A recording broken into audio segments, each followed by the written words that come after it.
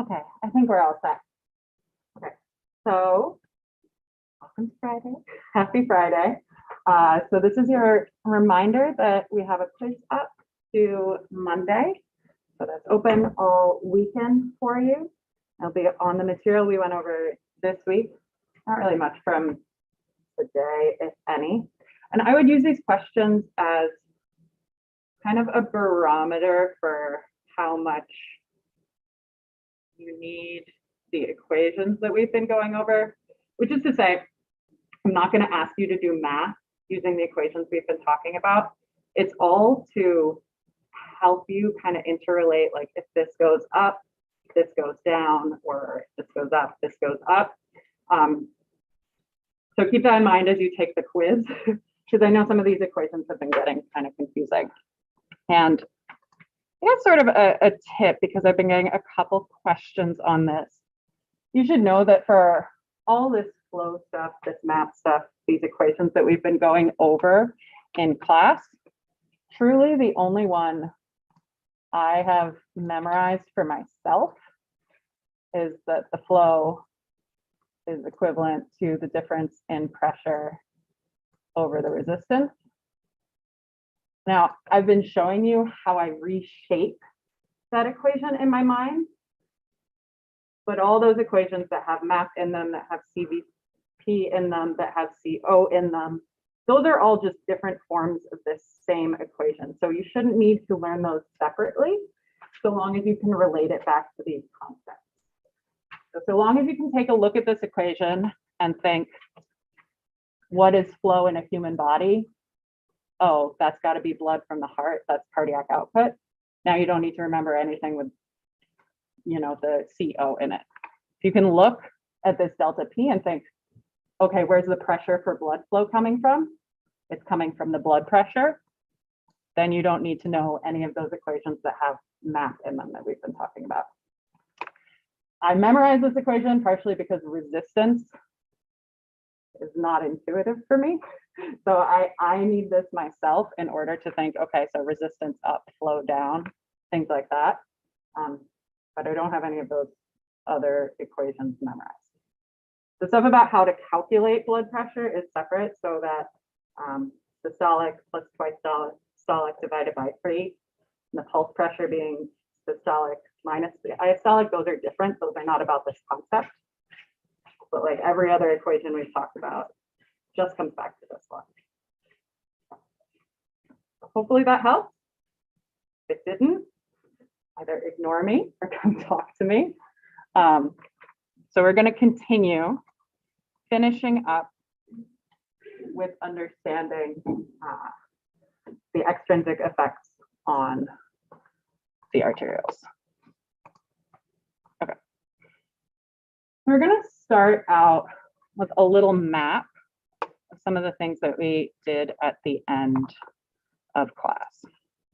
Okay.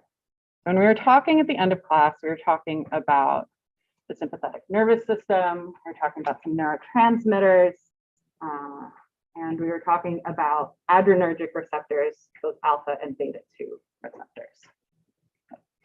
So here we have effects of the sympathetic nervous system. So we're talking about like what happens if we increase sympathetic nervous system activity. So, full map is going to be increases in sympathetic nervous system. Okay. So we have two neurotransmitters that we're thinking about when we increase sympathetic activity. Does anybody remember what those neurotransmitters or hormones are, either of them? Those are the receptors we're going to think about. But what are they taking in? Right. Okay. So we're thinking about the epinephrine.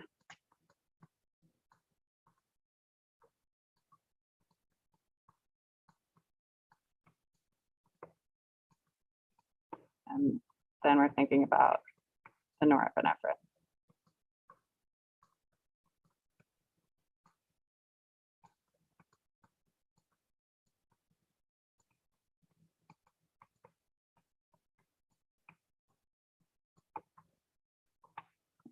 And we'll add to this map as we go through.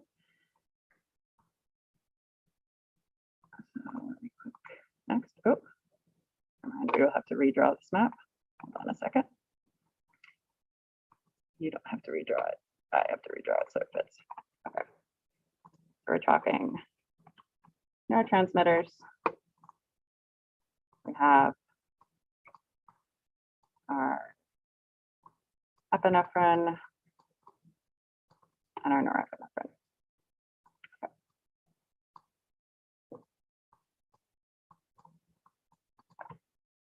Okay, so both of those so far are effects of increasing the sympathetic nervous system by one of those three routes that we talked about last semester. We don't have to remember them for now. Okay. So these are going to have effects on our adrenergic receptors throughout the body. We're going to have different adrenergic receptors in different types of tissue. But the two types of adrenergic receptors overall that we're tracking are our alpha receptors and our beta 2 receptors. So as you can see from this bulleted list, right, the norepinephrine is going to be the easier thing to remember. So for norepinephrine, when we have norepinephrine present, the only receptor that we're interested in is the alpha receptor.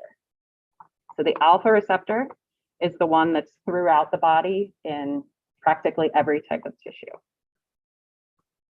So the norepinephrine, always our alpha receptor.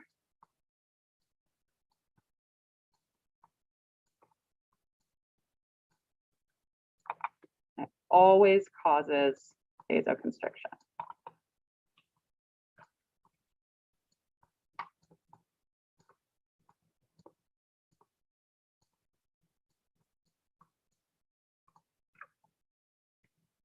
When we think about epinephrine, it gets a little more complicated because epinephrine can affect either the alpha or the beta receptors. So for epinephrine, we're eventually going to go sometimes to the alpha receptors, sometimes to the beta 2 receptors, depending on our concentration. We may pay attention to different receptors depending on what tissue we're talking about. But before we talk about those variations, we still want to remember that the alpha receptors, when they're reacting to epinephrine, they react the same way as they did for norepinephrine. So the alpha receptor reacting to epinephrine is still doing vasoconstriction.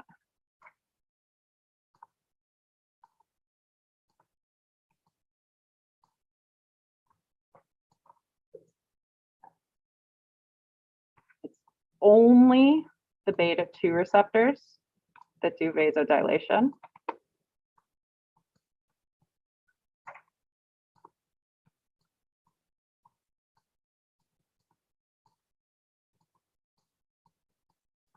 I like to think of it as the beta 2 receptors make the radius bigger,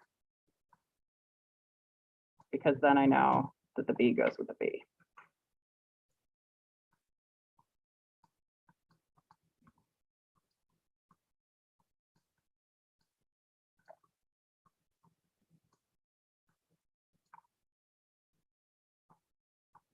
So that takes us back to this little blank spot that I left here.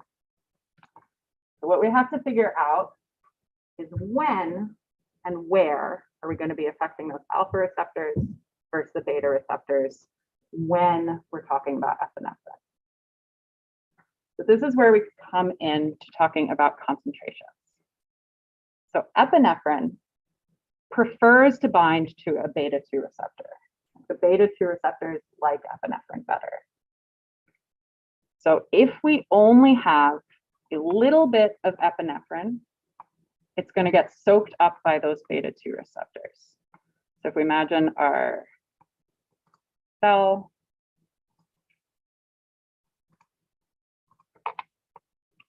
has beta-2 receptors, draw in a couple of them. It also has a couple alpha receptors, just that one. If we now have epinephrine coming in, if there's only a little epinephrine, it's going to go into that beta-2 receptor. So if we only have a little bit of epinephrine, or if we have low concentration of epinephrine, I'm going to put low here. So low amounts of epinephrine are going to affect those beta-2 receptors. This means that if we have a little bit of epinephrine, we're going to have an overall effect of vasodilation in the tissues where we have beta-2 receptors, which means we're going to get bigger radii here, so we're going to get more blood flow to those tissues. Now, if we have a higher concentration, right, so I'll draw 4 of them now, right? So say we have quadruple the amount of epinephrine as before. Those beta-2 receptors are still soaking up epinephrine. They're going to fill up, right? So at the high concentration, our alpha receptors are also going to be affected by the epinephrine. So at high concentrations, we are also going to see vasoconstriction in some tissues. So this is why the concentration matters, because the neurotransmitters, specifically epinephrine, has different affinity for beta versus alpha receptors. Questions about this so far? Try to make sure we do a lot of practice questions on this next week. We also have capillaries to practice. Sort of so far. Okay. So the additional thing we're going to want to remember as we think about these effects is that we only see those beta-2 receptors in certain types of tissue, specifically skeletal and cardiac muscle. So we're not going to see a beta-2 receptor in your liver, say.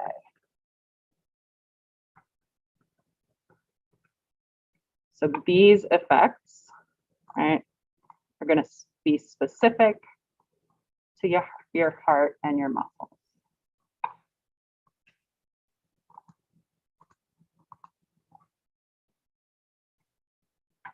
So when we say that the effects of epinephrine on arterial radius are concentration dependent, this is all going back to that affinity between the beta-2 receptors and epinephrine. Epinephrine beta-2 receptors are like magnets, right? So if we only have a little bit, we have vasodilation in the skeletal muscle and the cardiac muscle where we have those receptors.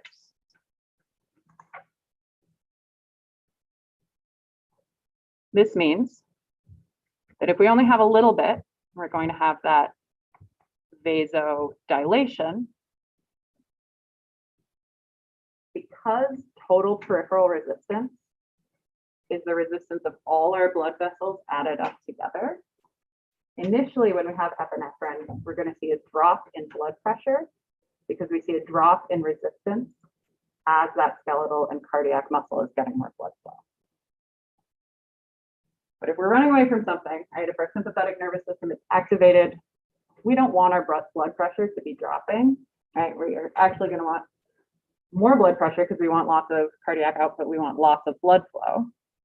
So this makes it really convenient that we don't only have vasodilation happening. So once we have more epinephrine, once we've kicked that into gear, we're producing more and more epinephrine. We're now going to start to activate those alpha receptors. The alpha receptors are found throughout our tissues. So liver, heart, skeletal muscle, skin, pretty much everywhere but the brain. So we're going to have those alpha receptors all throughout the body. Once we have enough epinephrine, those alpha receptors are going to cause vasoconstriction throughout the body, which is going to bring that total peripheral resistance back up. So this is how we're going to maintain the blood pressure when we have the sympathetic nervous system activated and when we have epinephrine circulating through our blood. So when we say the dominant effect is usually vasoconstriction, we're saying that that effect on the alpha receptors throughout the body is making up, and perhaps more than making up, for the fact that we have vasodilation happening in the skeletal and cardiac muscle.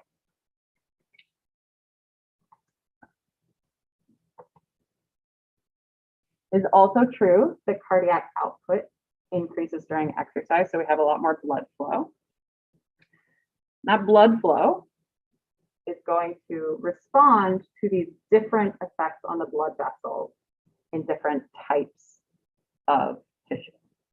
So kind of like that pie chart we looked at earlier this week, right? This is just explaining why that happens, right? We saw that when we had increased cardiac output, suddenly the skeletal muscle was taking up a ton more of the pie. This is why that's happening. So when we're increasing the cardiac output, we have epinephrine flowing. We have the dilation of the blood vessels to that skeletal muscle going. So their resistance is going down and their blood flow is going up. Meanwhile, we have constriction of vessels elsewhere in the body, especially in the GI tract and the kidneys. This is because they have those alpha receptors. So their resistance is going up, which means their flow is going down. This means of that increase in cardiac output, most of it is going to the skeletal muscle and to the heart. And this creates this disproportionate flow of blood to the skeletal and cardiac muscle rather than to the rest of the body.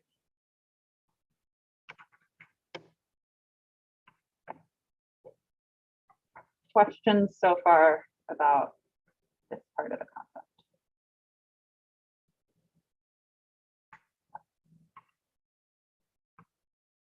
Then we're going to tack on a little bit of hormonal control. I'm going to say, if you're prioritizing what you're studying, prioritize that epinephrine, norepinephrine studying. So our hormonal control, epinephrine, because it's released from the adrenal medulla, we also consider as a hormone. Right? It's both a neurotransmitter and a hormone, basically. Okay, so we've already talked about that part. Check that off. We also have these two hormones, vasopressin and angiotensin II, which we'll talk about more as we get to our renal unit. Okay. But we have seen vasopressin once already. So when we talked about the endocrine system and the anterior and posterior pituitary, we spent almost all our time thinking about the anterior pituitary, but vasopressin was one of our posterior pituitary hormones, right? So this term may be vaguely familiar. So the main role of vasopressin is actually to increase water reabsorption by the kidneys, which is why we're going to talk about it a lot in the renal system. But part of the way it's working in your body is it's also having an effective vasoconstriction on the blood vessels. Same thing with angiotensin II, which we'll talk about in future units as well. It's also doing vasoconstriction. And in large part, it's increasing the total peripheral resistance, which goes along with that vasoconstriction. Fortunately, epinephrine and norepinephrine are the two we're going to have to kind of tell apart. And these two hormones are both doing vasoconstriction here.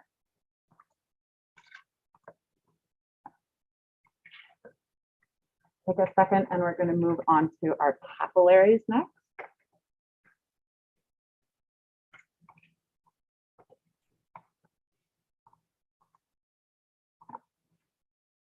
We're going to start out by thinking some about the capillary anatomy. And then we're going to be talking about how blood flow gets controlled in the capillary beds. And then finally, we're going to be talking about the movement of material across the capillary walls. And really, we're going to be thinking about the movement of water across capillary walls. That's going to be the main thing we're paying attention to. So just a reminder of how our whole circulatory system is arranged.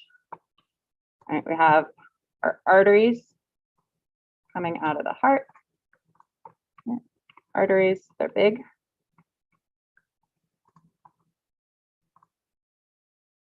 Next, or at least the next thing that's important in my mind, are the arterioles. Right, so they're kind of branches, but we're now in the microcirculation. Our arterioles are going to lead us into our capillary beds.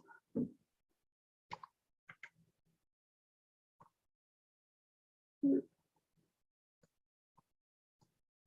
have further branching. I'm going to draw the other half of those capillary beds in blue because we have a lot of exchange happening in the capillaries. So this is really where we're losing the oxygen. Okay.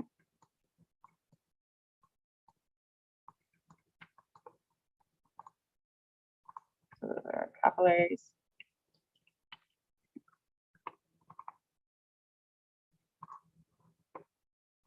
Then we have venules. So they're analogous to those arterioles, right? They're still part of the microcirculation.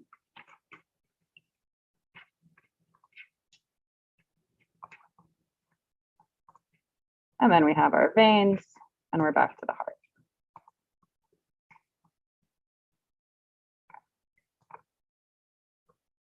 So today, we're going to be focusing in on those capillary beds.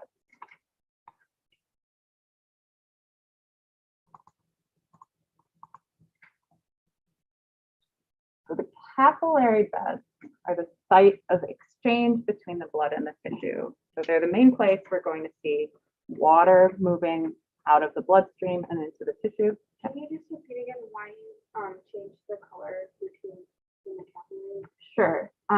So remember when we were talking on Wednesday about the oxygen going into the tissue and the carbon dioxide coming out? A lot of that is happening at the capillaries, and then there's kind of a distributive effect towards the arterioles, and that's what they were reacting to. Gotcha. Yeah. So that's that exchange of gases happening.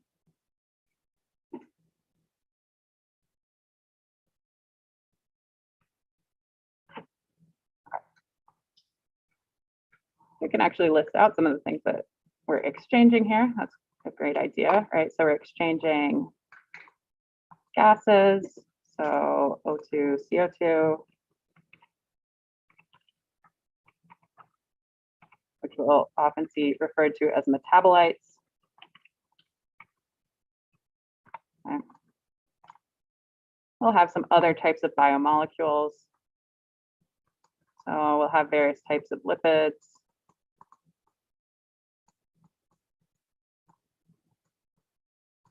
Maybe some steroids, maybe some fatty acids.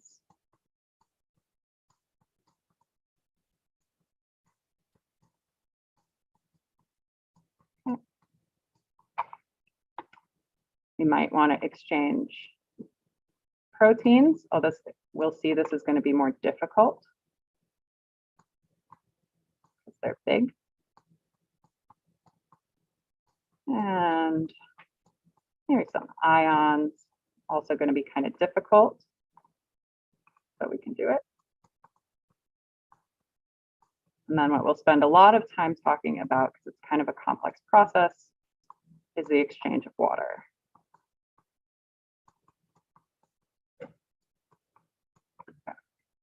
Okay. So the capillaries are good. Oops, I didn't mean to erase that so fast. Nope. I'll be talking about each of those. The capillaries are a good place to do this exchange because their walls are extremely thin. Okay. So their walls are thin and our capillaries are also very narrow. So our capillaries are small and narrow. So the walls are actually only just one cell layer thick. Right? So we have just kind of a tiled floor of cells around our capillary. Okay. They're attached together with a basement layer, but that's it. Okay. We have these thin-walled capillaries. They're small, which means in any one capillary, right, the resistance would be pretty high and the flow would be low. So we're going to have slow blood flow enhancing the exchange.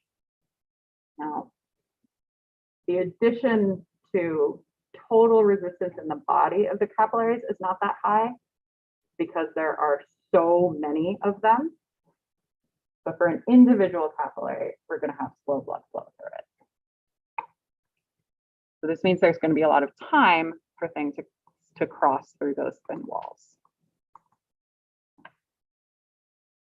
When I say there are a lot of capillaries, I mean 10 to 40 billion. So the total surface area of your capillaries would be 600 meters squared. It's a ton of capillaries.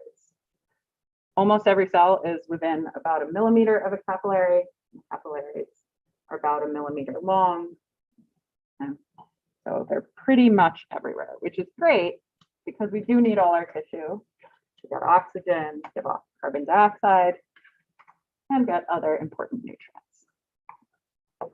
So we're going to see that we have a couple of different types of capillaries. So we're going to see continuous and fenestrated capillaries. The difference is going to be basically on how much kind of space there is between the cells. So we're going to see that most of our capillaries, plasma without proteins is what's going to get through those capillary walls. And what do you think plasma is mostly made out of?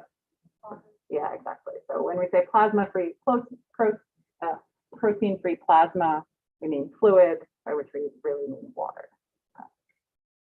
So those are going to go through pores between our endothelial cells, which are those cells surrounding the capillary. And this is going to be happening throughout our capillary bed, throughout this extensive network of capillaries. So if we were to look at a graph, we might be able to compare the area of our different blood vessels versus how fast the flow is through those blood vessels. We'll notice that as we move towards these very small capillaries, we have more and more surface area, or really more and more cross-sectional area. And that's because of the way we have branching, right? So we only have one aorta. And then we have some major arteries that we've seen in lab. We have more arterioles than we have arteries. And then we have a lot more capillaries than we have arterioles. Okay. So because we're dividing and branching over and over again as we move forward,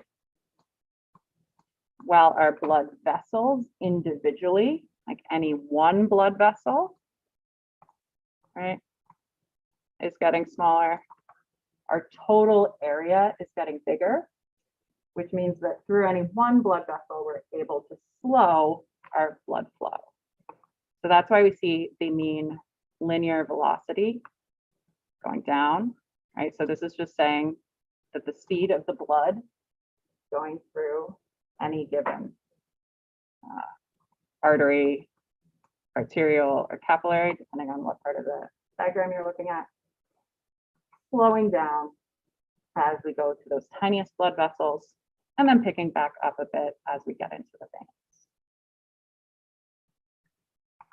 So we can conceptualize that as branching, less and less blood going into the capillaries, or your book likes to think about it as like the capillaries acting as like a lake. All right, so we have our lake, which is our capillaries, and we have a stream running into it, which is our arteriole. So water doesn't flow very fast in the lake, despite the fact that water is flowing decently fast into the lake.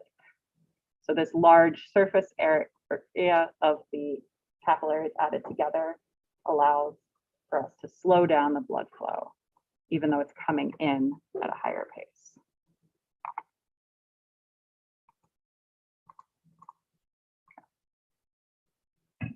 There are two types of capillaries, continuous and fenestrated capillaries. Are really differentiated by how big the gaps are. We're mostly going to be talking about continuous capillaries until we get to potentially the renal system. Okay. So our continuous capillaries are most common. They have little small gaps between endothelial cells.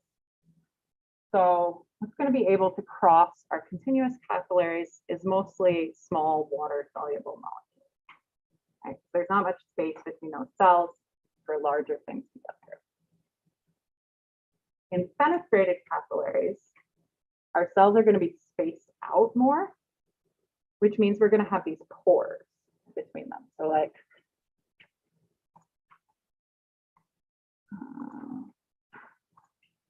if we have in our continuous capillary, they were spaced like this. It's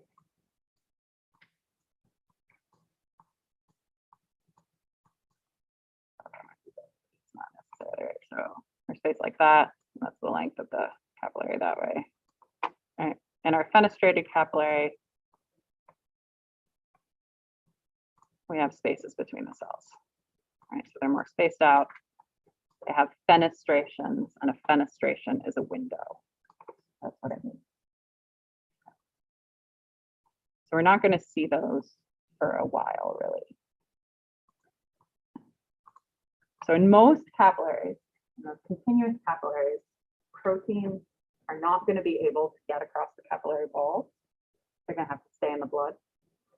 And in fenestrated capillaries, we'll have a difference where some proteins can get through. If we have really big pores, in some cases we could see blood cells getting through, but that's a kind of specialized type of capillary. There are some other types of capillaries that we're not going to talk about at all. In case you see these terms, discontinuous capillaries and sinusoids do exist.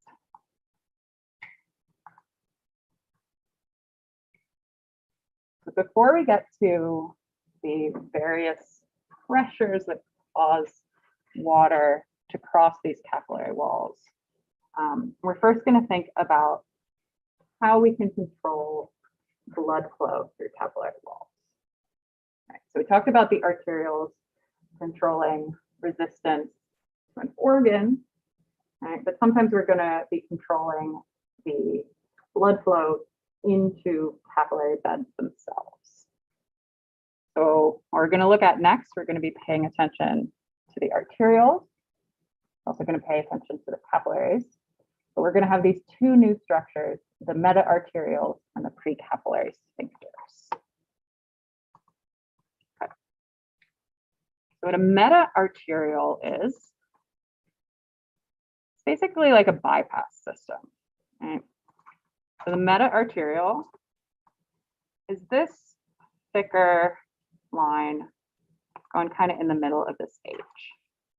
All this loopy stuff on the side, these are our capillaries. Right?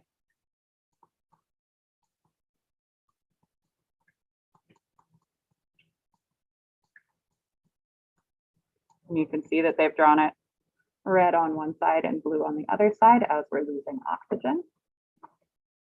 Right. But we do also have the ability, potentially, to bypass the capillary beds by going through this meta-arteriole. So say your one blood cell coming through this arteriole. Right. You could conceptually go down the arteriole into the meta-arteriole and then into the venule and the veins without ever going through the capillary bed. So when we say it's a shunt, what we mean is that we don't always have to have all the blood go through the capillaries. We can skip it. So they're a direct connection from an arteriole to a venule. Now, in order to control when that happens, we have little rings of muscle at strategic locations. So we're going to be able to clamp down on either the capillaries or the meta-arteriole in order to direct the blood flow towards the other structure. So like if we contract around our meta-arteriole, right? So imagine, I don't love this picture, but imagine we have muscle at this point contracting, right? So right here. Now for a blood cell coming down, right? We try to go into the meta-arteriole. We can't do it. So blood is going to be forced through the capillary bed. So that's what smooth muscle in the meta-arterioles would do, force us into the capillaries. Okay. So when the smooth muscle in the meta-arterioles contracts, that's what we mean is happening, right? So we have smooth muscle in the meta-arteriole clamping down, our radius gets smaller, our resistance goes up, blood flow through the meta-arteriole decreases, but the blood still has to go somewhere. It still has to get back to the heart, so it goes through the capillaries. By contrast, if this muscle in the meta-arterioles relaxes, we have that kind of vasodilation effect, bigger radius, less resistance, more flow. That was me picturing the equation. More flow, which means that now the blood flow is going to go into the meta-arteriole instead of the capillary because it's just an easier.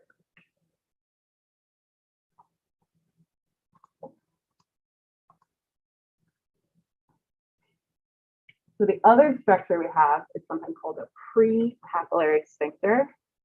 So the reason I don't like this diagram, right, is because I feel like it should have a picture of some muscle right here, right? But what it does have on here instead is the pre-capillary sphincter.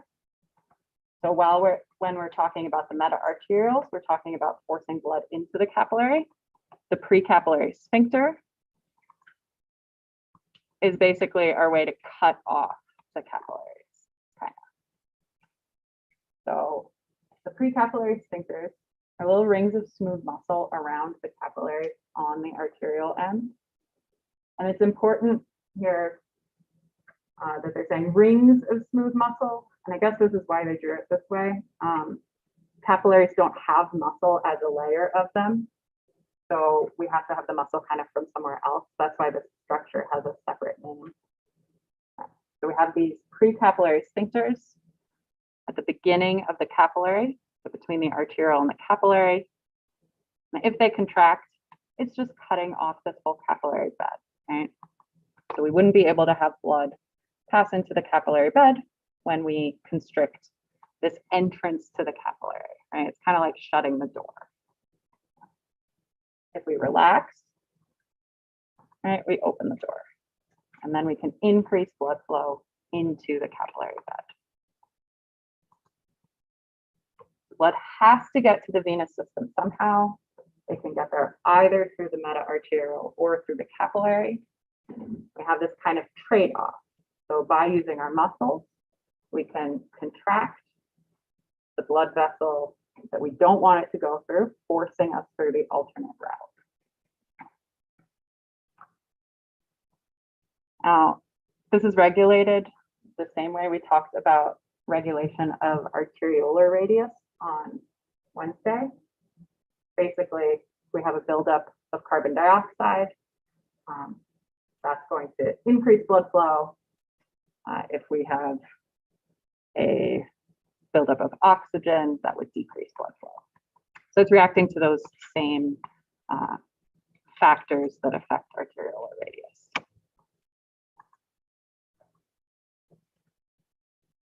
So exchange across the capillary walls usually isn't happening through a pore. Usually we're not thinking about those sensory capillaries. But even in a continuous capillary, a normal capillary, we're going to have different ways that our different molecules might be getting across. And this is going to depend on their sort of chemical and physical properties. So the most common way for us to get something across the capillary wall is diffusion. So when we say we're diffusing across the capillary wall, I mean, if we have, all right, so here's our capillary surrounded by our endothelial cells. Right. So if something's diffusing across the capillary, we're saying it's crossing this cell membrane into an endothelial cell and then out the other side of the cell. All right, so that's usually what's happening. This is going to happen with our lipophilic molecules. So this would be like steroid hormones, fatty acids, or gases can get directly across membranes. Occasionally, we're going to have diffusion through channels. So we would still have to go through a cell, but we'd need a channel there, a protein embedded in the membrane to allow us to get through, right? So this is kind of going back to that hydrophobic, hydrophilic, except now we're saying lipophilic and lipophobic. So now we're, instead of talking about how we interact with water, we're using a word for how we interact with a lipid, because those cells, their membranes are made of phospholipids. So things that like lipids are going to be other lipids and small gases. Things that don't like lipids, stuff that's lipophobic, we're really going to be thinking about our ions here. Sometimes we're going to use transcytosis to allow exchangeable proteins across. And this is pretty much going to happen by kind of like the process of exocytosis. So this is going to be a more involved process because proteins can't cross those membranes on their own. Finally, in the brain, we have mediated transport. So this is specifically controlled by different processes in the brain.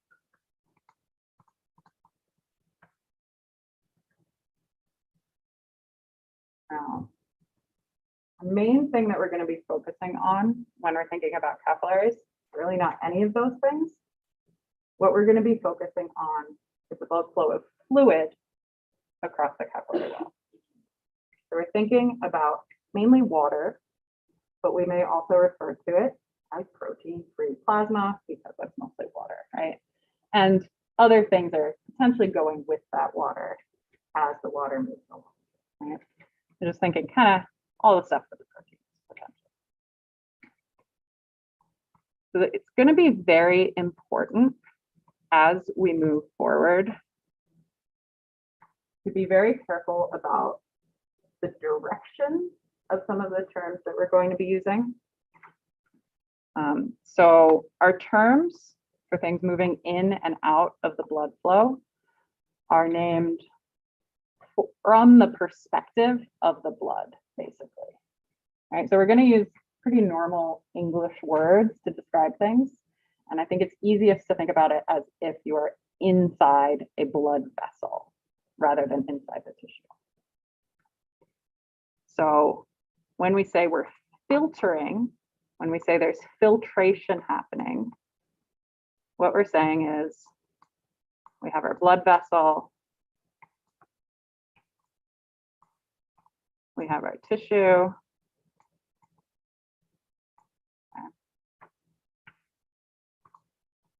and we're filtering stuff out of the blood, right? So that's filtration.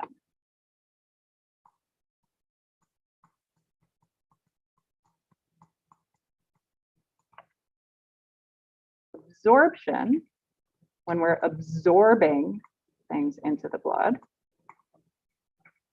is the opposite direction. So absorption is when we're going from the tissue, basically, into the blood.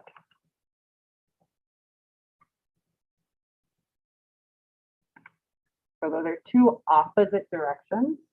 So as we talk about the movement of fluid across the capillaries, we're going to be comparing forces that make water want to move towards the tissue. And we're going to be comparing forces that make water want to move towards the blood. Right, so we're going to have these sort of push and pull factors. We're going to see these words again when we get to the renal system and even add to them. But for right now, we're just talking about distributing fluid between the blood and the interstitial space, basically, so the space next to the tissue. So we might also say that we're distributing the extracellular fluid because both plasma and interstitial fluid are types of extracellular fluid.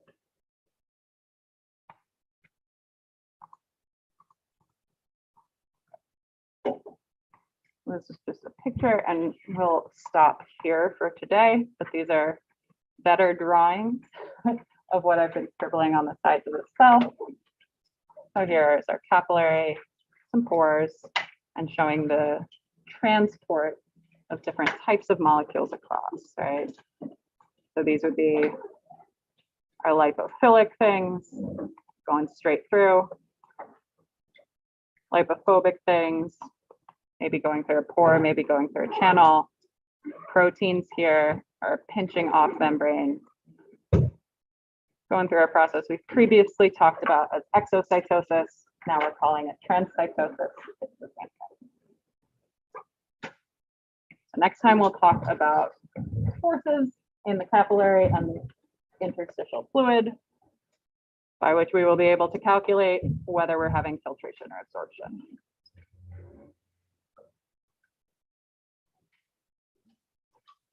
Thank you.